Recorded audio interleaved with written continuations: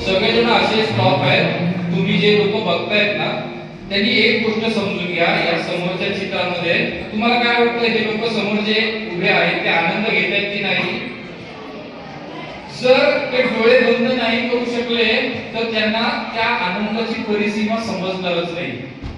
जर त्यांची control system okay नाहीये, ब्रेक सिस्टीम ओके नाहीये, तर सारखे डोळे उघडत राहतील त्यांचे. तुमचा प्रॉब्लेम काय माहितीये? तुम्हाला पण हा आनंद पाहिजे, पण तो आनंद मिळवण्यासाठी जागेवरून उठण्याची तुमची तयारी नाही. आनंद कुणाला मिळेल? जो ती जबाबदारी घेईल त्याला ना. जर आम्हाला चॅलेंज स्वीकारताना लाज वाटतेय, भीती वाटतेय, कंट्रोल सिस्टीम नाहीये, तर आनंद मिळेल का? मिळेल का आनंद? आनंद पाहिजे, आनंद पाहिजे तर सगळ्यात आधी ही जबाबदारी स्वीकारावी लागेल, जबाबदारी घ्यावी लागेल. एकच छोटीशी गोष्ट, ही जी काही नववीची मुलं मुली उभी आहेत ना, सगळ्यांनी उभं राहावं जरा. जर जसं आपण वयाने अनुभवाने वाढायला लागतो तसं तसं स्वतःलाच कंट्रोल करणं अवघड होऊन जातं. आणि म्हणून आपल्याला पुन्हा लहान होता आलं पाहिजे. जे लहान होऊ शकतात त्यांना मोठं होता येतं, हे की नाही? आणि म्हणून आई वडिलांना किंवा शिक्षकांना मिठी मारताना आपण लहान व्हायला पाहिजे नाही. लहान जर होता आलं तर मिठी मारता येईल, तर आनंद घेता येईल. नाहीतर होतो आता मोठा झालोय, आता कसं काय मम्मीला मोठी घ्यायची, आता एवढा मोठा झालोय, आता कसं काय वडिलांना मिठी मारायची. तिचे आपल्याकडे आपल्या वडिलांच्या वयाचे काका आहेत. सर मला सांगा, या बाळाने तुम्हाला मिठी मारल्यानंतर बरं वाटतं की वाईट वाटतं? जसं तुम्ही आम्हाला बघत होता त्यापेक्षा जास्त मला आनंद मिळत होता या मिठीमध्ये. आणि ही मिठी हे एक चांगला अनुभव मला मिळाला. आज गंमत अशी आहे मित्रांनो, आनंदासाठी लोक वेगवेगळे वॉटरफॉल फिरायला जात आहेत, आनंदासाठी गोव्याला जात आहेत, आनंदासाठी अमुकच गाडी पाहिजे, अमुकच साडी पाहिजे, अमुकच गाडी पाहिजे, अमुकच हॉटेल पाहिजे, अमुकच बर्गर पाहिजे. दुसऱ्या दिवशी सगळं सीज होतोय. पण आनंदासाठी आम्ही सगळं पैसा कमवतोय, रक्त जाळतोय, टाईम घालवतोय, सगळं करतो, पण आनंद तर या छोट्याशा मिठीत होता. आनंद तर आपल्या आवडणाऱ्या लोकांच्या खुशीत होता. पण जर आम्हाला तो आनंद घेता नाही आला तर या ब्रँडेड कपड्यांच्यातून आणि गाड्यांच्यातून आणि मोबाईल मधून तो आनंद आम्हाला रिप्लेस करता येईल का? असं एक मेडिकल शॉप, एखादं दुकान, एखादं मॉल सांगा जिथे हा आनंद विकत घेता येईल. येईल का आनंद विकत घेता? आनंद बनवावा लागतो, तयार करावा लागतो. आणि जर आपल्या आजूबाजूला चांगली माणसं असतील तर आपल्या आयुष्याला एक सुंदर आनंद प्राप्ती होईल. पण त्याच्यासाठी जबाबदारी कुणाची? शेजारच्या लोकांची, नरेंद्र मोदींची? कुणाची जबाबदारी? फक्त तिचे ना काही मुलं पण आहेत. काय बाळ, तुला आनंद झाला? तुला रे आनंद झाला? ताई तुला काय आनंद झाला? तुम्हाला सगळ्यांना आनंद झाला? आता हा आनंद घरी जाऊन किती लोक वाटू शकतात? तुमच्या आई वडिलांना आनंदी करायची जबाबदारी कुणाची? की शेजारची मुलं येतील आणि आई बाबांना तुमच्या मिठी मारून जातील? जसं जगातला प्रत्येक माणूस लहानपणी त्याचा फ्रंटल लोब डेव्हलप होत नाही वयाच्या 25 पर्यंत, आणि त्याच्यामुळे त्याला आयुष्याचं गणित कळत नाही. पण वयाच्या 25 नंतर हा फ्रंटल लोब एवढा डेव्हलप झालेला असतो की ते सतत आणि सतत वेगवेगळ्या विचारांच्या मध्ये या संपूर्ण शरीराला बांधून ठेवतात. हा माणसाचा समोरचा जो मेंदू आहे, हा मेंदू एवढं ओव्हर थिंकिंग करत राहतो की एखादं छोटंसं काम असतं. तुमचे बघा, आईला तुम्ही सांगितलं ना जेवण वाढू नको, मी 1 तासाने जेवीन, तरी पण ती बोलते अरे जेवून घे, अरे जेवून घे. असं होतं की नाही? किंवा ती गॅसचं बटन बंद करून येते आणि पुन्हा जाऊन चेक करते, बंद केले की नाही, बंद केले की नाही. दरवाजाचा लॉक लावला ते पुन्हा उघडून बघते, लॉक लागलाय की नाही. होतं असं. आणि आपण त्यावेळेला काय करतो? तिला शिव्या द्यायला सुरुवात करतो, हा निगेटिव्ह विचार करते, तू सारखं कटकट करते, तू वैताग करते. हा त्यांचा दोष आहे का?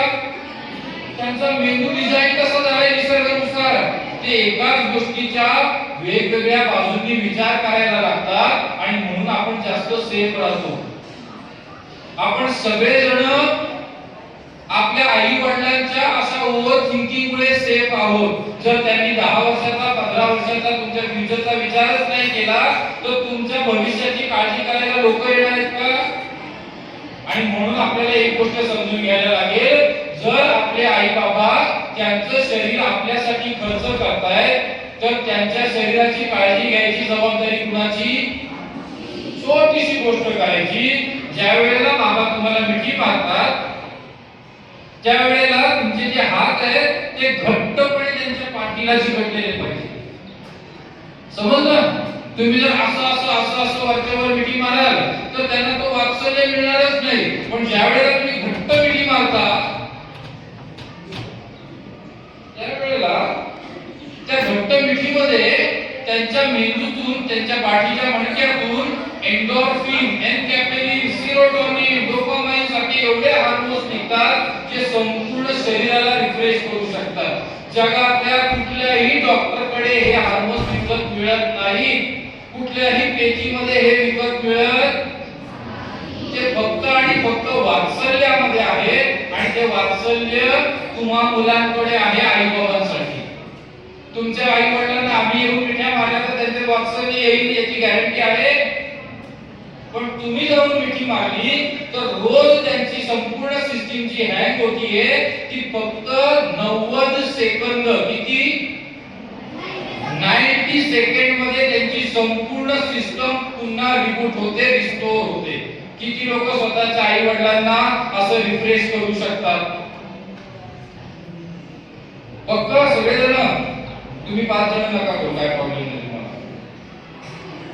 एवढे सगळे लोक एक काम करायचं, आज घरी जायचं आणि एवढी घट्ट मिठी मारायची आई बाबांना आणि फोटो पाठवून द्यायचा मला. मी तुम्हाला इंस्टाला फॉलो करतो. पाठवा फोटो. प्रॉमिस? पक्का प्रॉमिस की कच्चा प्रॉमिस? पक्का प्रॉमिस. रोज किती लोक मिठी मारू शकतात तुमच्यापैकी की रोज एक मिठी मारणारच मारणार तुम्ही? तुमचे सगळ्यांचे हात वरती पाहिजे, कारण तुम्हाला अनुभव आला की नाही. मिठी मारणं अवघड आहे का? याला म्हटलं जातं हगिंग थेरपी. काय म्हटलं जातं? हगिंग म्हणजे हे हगिंग नाही, हग म्हणजे मिठी मारणं वाला हगिंग थेरपी. लक्षात काही सगळ्यांच्या. तुमच्या आई बाबांना हे समजणार नाही कदाचित, पण त्यांना समजावून सांगायची जबाबदारी कुणाची? जबाबदारी घेणार मग देव तुम्हाला आनंदी करणार. Very good. सगळ्यांनी असंच बसून राहा. तुम्ही आपापल्या जागेवरती जाऊ शकता. सगळ्यांनी यांच्याकडे टाळ्या वाजवूया आपण. आपल्या जवळ आहे तो आपला आनंद बाहेर काढण्यासाठी स्वतःला मिठी नाही मारता येत आणि म्हणून कलांचा जन्म झालाय. इथे पखावर दिसतीये, गिटार दिसतीये, हे सगळे इन्स्ट्रुमेंट काय करतात? त्या वाद्यांच्या माध्यमातून तुमचा आनंद बाहेर काढतात. एक छोटीशी गोष्ट दाखवतो. इकडे पखावन दादा बसलेला, आपल्या नरेंद्र दादा बसलाय पखावन घेऊन. त्याचं वाद्य जे आहे ते वाद्य तुम्हाला काहीतरी सांगायचा प्रयत्न करतोय. उदाहरण म्हणून सांगतो, त्याच्या गर्लफ्रेंडने फोन केला त्याला की त्या पखावरची बोलतो बोलतो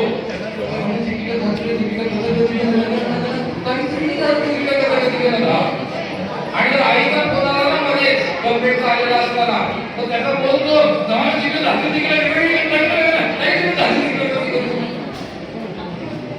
तुम्ही जर आईकडे पाणी मागितलं ना तर पहिल्या वेळेला पाणी दिलं, पण आईने नाही ऐकलं की दुसऱ्या वेळेला पाणी द्यायला कधी मस्त मागतोय तरी पण काय ऐकलं. दुसऱ्या वेळेला कधी मस्त मागतोय पाणी दे पाणी दे पाणी दे पाणी दे.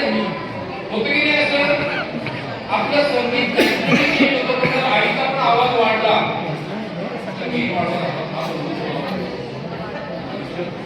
आईचा पण जर आवाज वाढला तुला कळत नाही का? तर आपल्याला आवाज नाजूक होतो. नाही मी आपल्याला अभ्यास करतो तुला म्हणून तुला बोललो. होतं की नाही असं? सो तुमचा आवाज कशामुळे चेंज होतो? कारण तुम्ही सगळेजण नॅचरली संगीतकार आहात. तुम्ही सगळेजण सुंदर आहात. फक्त प्रॉब्लेम असा आहे तुमची लाजेची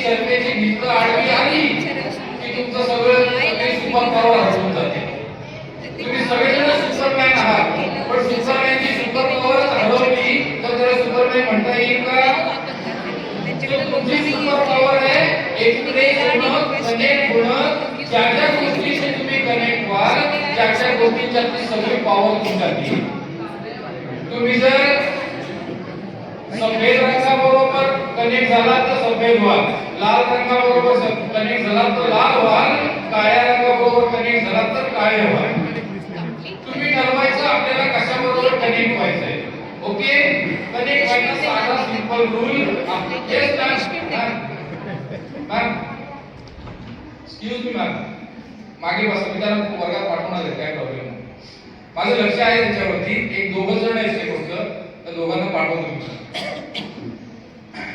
गंमत अशी आहे की आपण ज्यांच्या बरोबर कनेक्ट होतो आपण तसेच दिसायला लागतो. तुम्ही समजा इंडियन क्रिकेट टीम मध्ये तुमचं कोणाचं तरी सिलेक्शन झालं तर काय वाटतं, तुम्हाला लोक तुमच्या नावाने ओळखतील की इंडियन क्रिकेट प्लेअर म्हणून ओळखतील. तुम्ही समजा अमेरिकेत गेले तर तुम्हाला काय ओळखतील, अरे तो अमेरिकेत असतो. आता अमेरिकेत तो जाऊन कुठेतरी वेटरचं काम करत असेल, पण इकडे काय, अरे तो अमेरिकेत असतो. गंमत अशी आहे आपली आयडेंटिटी तशा बरोबर तयार होते ज्याच्या बरोबर आपण कनेक्ट होतो. आणि कनेक्ट व्हायचं एक सिंपल सा नियम आहे, दोघांची फ्रिक्वेन्सी मॅच झाली पाहिजे. जेव्हा आता याच्यामध्ये 2-3 मुलं जी आहेत की का नाही बरोबर, त्यांच्या बरोबर त्यांना का नाही मला शिकवता येणार, त्याला त्याला हाताला जबरदस्त पटकन पटकन उभारा, ते त्याला उभारे पटकन आणि पाठीला बघा, चल लवकर टाइम एक पासून तर मला टाइम नाही घालवायचा, त्याला घेऊन जा पटकन, चलो बाजूला काढा, चल बाहेर जा पटकन. तुझं की जायचं आणि तुम्हाला बाहेर नाही ना. गंमत आहे की त्या लोकांना शिकण्याचा अधिकारच नाही ज्यांना स्वतःला कंट्रोल करता येईल. ज्यांना काय महत्वाचं आहे आणि काय चुकीचं आहे, काय बरोबर आहे याची अक्कल नाही, त्यांना बसायचा अधिकार, त्यांना शिकायचा अधिकार. आणि म्हणून आपल्याकडे जुन्या काळीना खूप छोट्या छोट्या गोष्टी शिकवल्या होत्या की कनेक्ट करण्यासाठी, एकमेकांना आनंद देण्यासाठी योग्य लोकांना ट्रेन केलं जायचं. त्यावेळेला असं म्हटलं जायचं की तुम्ही चांगल्या लोकांच्या संगतीत राहाल तर समाज चांगला होईल, आणि जे जे लोक वाईट विचारसरणीचे असतील त्यांना गावातून शहरातून बाहेर हाकलून दिलं जायचं. जर आंब्याची एक मस्तपैकी पाटी आहे, 100 आंबे चांगले आहेत आणि 2 आंबे खराब आपण त्याच्यामध्ये ठेवून दिले तर 100 आंबे चांगले राहतील का? आणि म्हणून कनेक्ट होताना आपल्याला तो विवेक, आपल्याकडे तो विजडम आपल्याकडे असायला पाहिजे. साधी सोपी गोष्ट. हा दादा तिथे आहे, त्याच्यात सगळं वाद्य तुमच्या बरोबर कनेक्ट फक्त एका छोट्याशा गोष्टीत नव्हतं, तुम्हाला टाळी वाजवता येते का? जगातलं कुठलंही तालवाद्य शिकायचं असेल तर आधी टाळी शिकायला लागते. धा दिन दिन धा, धा दिन दिन धा, धा दिन दिन धा, धा दिन दिन धा, धा दिन दिन धा, धा, अशी टाळी असते फक्त. कुठलंही तालवाद्य शिकायचंय एक टाळी शिकता आली पाहिजे. आता तुम्ही टाळी वाजवायला लागलात तर मजा येईल. तालात जर यायचे तर वाद्य कनेक्ट होईल. सगळ्यांनी 4 बीट फक्त वाजवूया. 1 2 3 4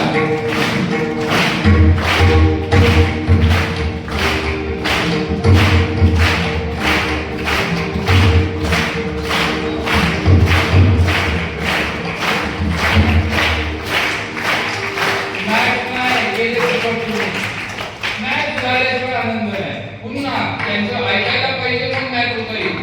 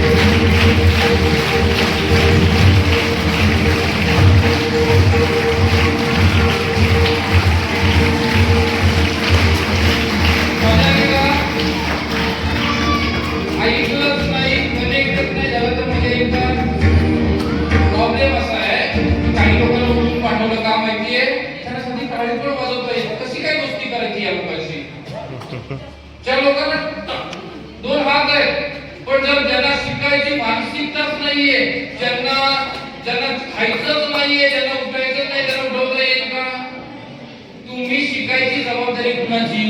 तुमचे शिकायचे दरवाजे जर उघडेच नसतील तर याचे सगळे प्रयत्न व्यर्थ. आणि म्हणून पुन्हा एकदा मी चेक करतो तुमचे दरवाजे बंद आहेत ते समजेल मला. एक ना मंगेश पाडगावकरांची कविता आहे. ते म्हणतात चिवताई चिवताई दार उघड. आपल्या मनाचा दरवाजा जर उघडला नाही तर कुणी किती शिकवलं तरी आतमध्ये काही शहाणपण येणारच नाही. पाडगावकर म्हणतात दार असं लावून जगावरती कावून किती वेळ डोळे मिटून आत बसशील. आपलं मन आपणच खात बसशील. मोकळा वारा यायलाच हवा, मोकळा श्वास घ्यायलाच हवा. फुलं जशी असतात तसे काटे असतात. सरळ मार्ग असतो तसे फाटेही असतात.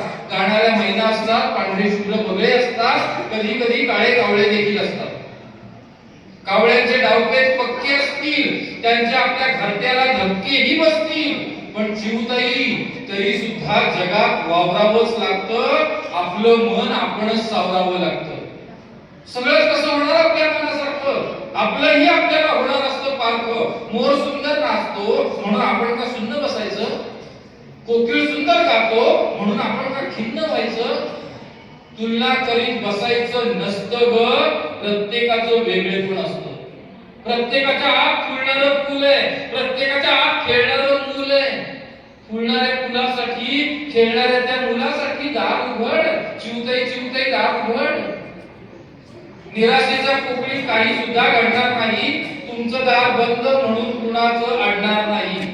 पहाटेच्या रंगात तुझं घरटं झालं, तुला सुरत फुलपाखरू नाचतही आलं, पण चिवताई तुला कळलंच नाही. आपलं दार बंद होतं, डोळे असून अंध होतं. बंद घरात बसून कसं चालेल? जगावरती रुसून कसं चालेल? दार उघड. चिवताई दार कोण उघडणार दरवाजा आपला? आपण स्वतः की लाजत पूर्ण बसणार? दरवाजा उघडणार का आनंदाचा?